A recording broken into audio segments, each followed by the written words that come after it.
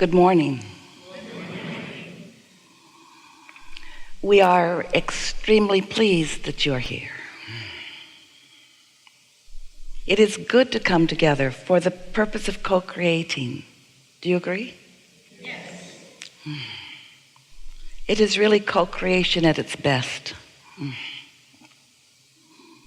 You're knowing what you are wanting? Are you enjoying the expansion of your own desire? The reason we ask is because if you have a desire that feels good to you, if it's exhilarating to you, then it's of great benefit, because there's no contradiction in your vibration about it. But if you are wanting something and doubting it, not believing it, worried about it, uncomfortable about it in any way, then that means the mixture of vibration within you is contradictory. You have a desire that you don't believe. So there are two aspects of you that are pulling against one another. Now, the reason that we think that this is such a good idea, we think it might be a really good idea to switch that chair out with just about anything.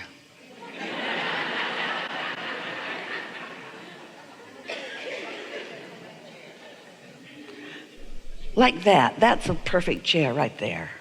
It's just a little too tall, and there are so many of them over there in the forest. It is beautiful. We do appreciate that chair. Sweet, isn't it? But so much better.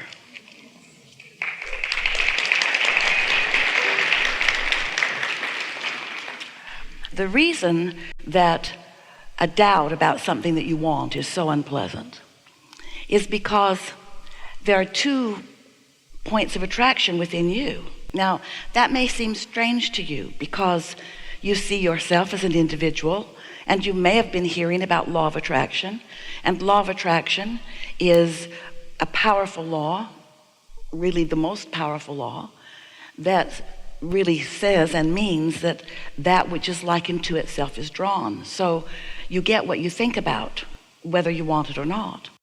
Well, the reason that there could ever be competing points of attraction within you is for this reason. Before you came into this physical body, you were source energy. And even after part of that source energy came into your physical body, you are still source energy. That non-physical part of you still exists as a powerful point of attraction. That's the ongoing, eternal, never-ending you. So as you come into your personality and you live your physical life experience out here on this manifested edge, you see what you don't want and you see what you do want, and when you know what you don't want, you launch a rocket of desire about what you do want. So this non-physical point of view, this non-physical point of you continues to expand, and law of attraction continues to respond to that point of view, to that expansion. So when life shows you that you prefer something, especially something that is shown to you over and over and over again, you keep coming to that new conclusion again and again and again.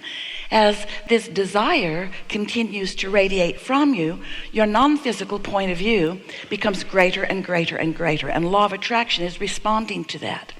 Now, if you never had an opposing belief to your own desire, then you, in your human personality, would be a perfect vibrational match to your desire. There would be one point of attraction and one point of attraction only. Your desire would feel wonderful to you right from the beginning of it, and you would be on a steady course of unfolding about it. In other words, you would be in the receiving mode, and never-ending things would be presented to you to let you know about the becoming of your desire. But because you came into this physical body with great intent, and because there are those things that you don't want and those things that you do want, and because it is a deciphering process for you to come to your clarity about what you prefer, then there is the not just possibility, not just probability, but the certainty that you're going to have some of what you want and some of what you don't want active in your vibration. And your work as a deliberate creator is that once you figure it out, to then give more of your attention. In fact, it would be nice if it could be your undivided attention toward what you do want instead of to what you don't want. When life shows you that you want more freedom and not bondage, you must focus upon the aspects of freedom in order to be a match to it. If life shows you that in that quest for freedom that you desire more prosperity, then you must be a match to the prosperity rather than a match to the not having enough. Every particle of the universe contains that which is wanted in absence of it. That's just the way that it works. So if you have a desire for something and you're contradicting it by your awareness of what is, by your awareness of what has not come about yet, then you slow the process way, way down. And this is the part that we really want you to hear. We haven't talked about this with this clarity and these words before. Because your desire is being answered by law of attraction over here where your desire lives. We've been calling this your vibrational reality. We even gave it the name the vortex so that you would come to accept it as a real part of who you are that is in a constant state of evolution. So when your life in your physical form causes you to expand, and that's really one of the primary joyous reasons of being here in this physical body, as you expand into this more, then you've got to find a way of keeping up with it. And if you don't, you feel the split energy. So today we'll be talking quite a bit about that split energy, about how to manage your own vibration. Vibration, vibration, vibration. It must seem annoying to you to hear the word vibration, vibration, vibration over and over and over and over and over and over again. Esther was sitting at the airport in San Diego the other day. She'd moved over there and she'd moved over there. She got there an hour before boarding, so she had quite a bit of roaming around time. And so she sat over here for a while, and then she got the impulse to sit over there for a while, and then she got the impulse to sit over there for a while, and then she got the impulse to sit over there for a while. And so she sat down, and almost as soon as she sat down, there was a man sitting next to her who had his cell phone up to his ear, no earplugs, but just quietly listening to something coming out of the end of his phone. And Esther heard the word vibration, and she thought, oh, I know that word. And then she recognized Abraham's voice. And so she tapped him on the shoulder. She tapped him on the shoulder and she said,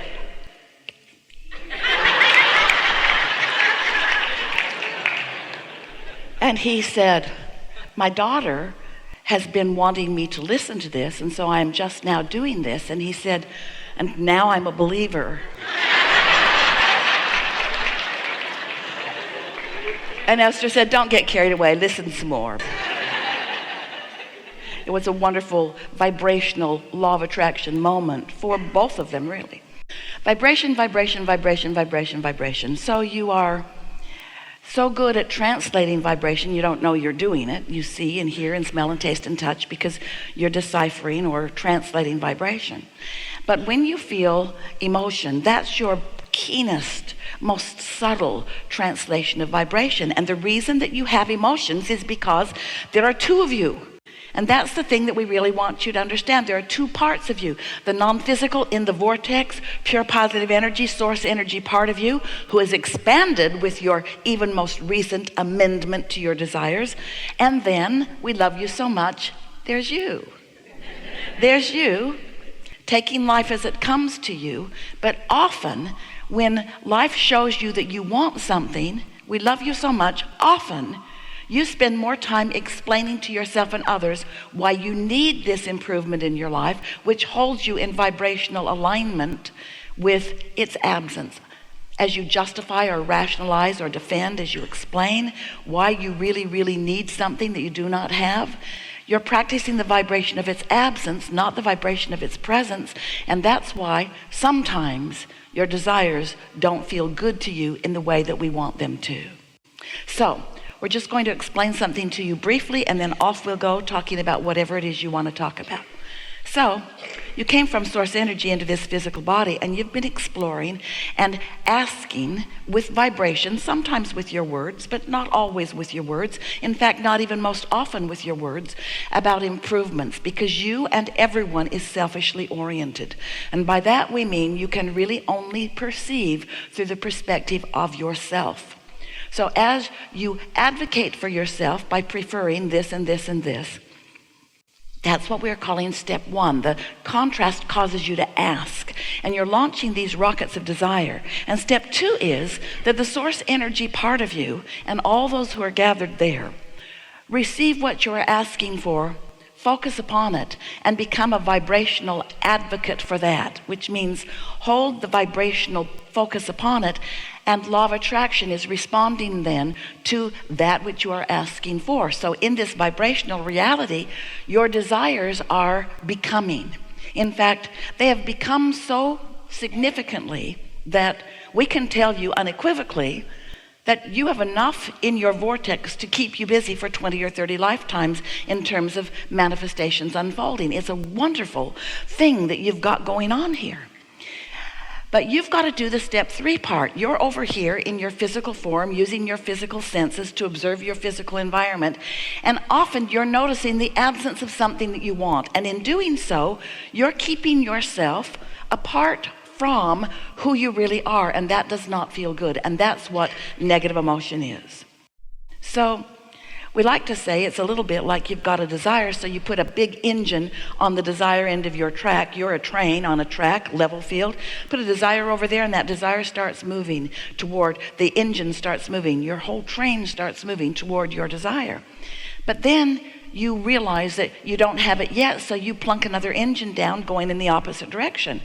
And then you want it more, so you put another engine going that way, and then you take score of where you are again, and you put another engine going that way. And without even realizing it, you're asking and doubting and asking and doubting and asking and not believing and asking and not believing and asking and not believing and asking of source, and then talking to your friends about where you are. And in your taking score, you keep contradicting your own desires. And that's what that tension is within you that we are describing as negative emotion. So negative emotion is your indicator. It's not a bad thing. It's an indicator. It's like the gas gauge on your vehicle. You don't put a happy face sticker over it because you don't want to face the fact that your tank is empty. And we don't want you to put a smile on your face and pretend that you're happy when you're not. We don't want you to pretend that you feel good when you don't, because the universe is not responding to your hypocrisy. The universe is responding to your real vibration, which is evidenced by your real feeling. So when you behave yourself, that doesn't count.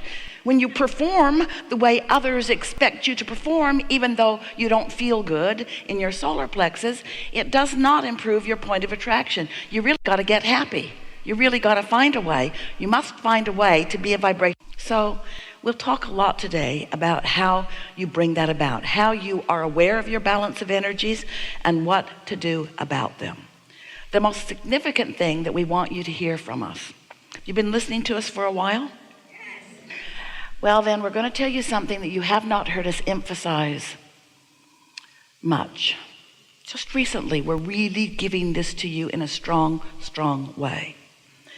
When you are wanting something different than you have, the usual reason that it doesn't unfold quickly for you is because of your incessant attention upon what is. And we understand why what is so interesting, because you can see it and hear it and smell it and taste it and touch it. And we understand why the vortex version that is in the state of becoming might seem less interesting to you, because it has not yet turned into things. It's in vibrational form, it's in the state of becoming, but it hasn't come out where you can see it yet.